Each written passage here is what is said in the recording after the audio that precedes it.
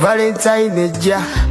King Saha akoze kolabo ne Spice Dana eside eno ate nga munnange Gravity omutujju naye alese oluyimba olupya ate nga Juliana Kanyomozi munnange abadde atambula muko eside eno mu katambi lenge amunnange ate byakoze eside eno oba byatulaze mu katambi bamutaja minati nsiza kujja minati ugi ngenda kubeera nga munaye nga ntandikirawo sigenda kubeera nga ate nga njogera ate bingi kansooke nkutegeezeko nti no omuyimbi Spice Dana kosate ne King Saha munnange ku Valentine eno gye tuli mu kuyingira era batuleetedde munnange ate oluyimba olupya Valentine munnange bagenda kubeera nga balusomolola ate ngenda kubeera nga nkuwa update yonna enaafayo ku mwana mulenzi King Saha kosate n'omuwala ono muyite Spice Dana munnange side eno ku luyimba luno olupya Valentine munnange ate lwe basomolodde wano.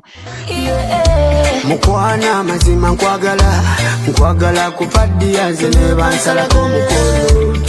nange nkufirako nze kuggwe ne bansalako bulago ndi mu birooto ng'omukwano gundi buli okimanyi bisooka na birooto paka mwe mubitukako gwe ne mukwano Valentine ejja era nga munnange nga bw'okiraba akafaananyi ako nga bw'okalaba munnange Valentine King Saha yatudde bannange mu ŋŋoma King Saha yatudde kye bayita mu ŋŋoma ne muwala muyite Spice Dana munnange ate kibadde kiriya nnyo okukamalako obumazi naye ng'osobola obakeberako bambi ate wali ne kibeera nga kitambulira ddala. Kakati no bwekito munnange ate bwenkoze eside eyo ku muyimbi munnange ate King Saha kosa ate n'omuwala ate Spice Diana kati munnange awo kankugyeko ate nkutegeezeko nti ne Gravity omutujju naye avuddeyo munnange ate n'asumulula oluyimba Long Live eside eno era nga munnange nalwo tukoleddeyoko wali munnange ate ka challenge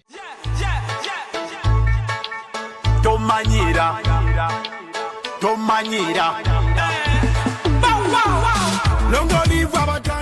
nga bw'okalaba omunange akatambyako ku mukutu gwe munnange ate ogwa Instagram eside eno kibadde kitambulira ddala bulungi nnyo kati waliwo akatambi munnange ate aka Juliana Kanyomozi munnange omukyala leero nkebeddeko ku Juliana Kanyomozi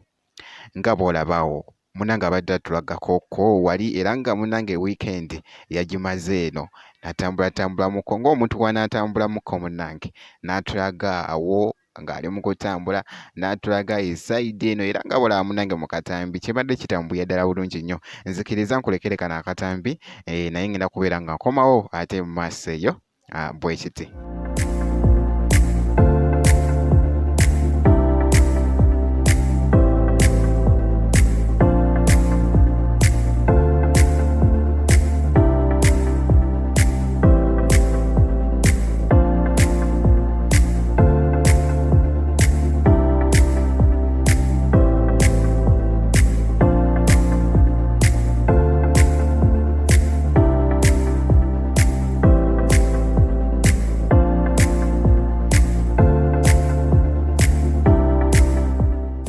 Naye nga bwekito munnange ate bwekitambudde a few moment anti mbeera nkuziza ngenda kubeera nga nkomawo maaso eyo making sure nti no subscribinga bw'obeera nga tonaba video osobola ogimpera like n'okusharinga nakyo kibeera kitambulira ddala bulungi.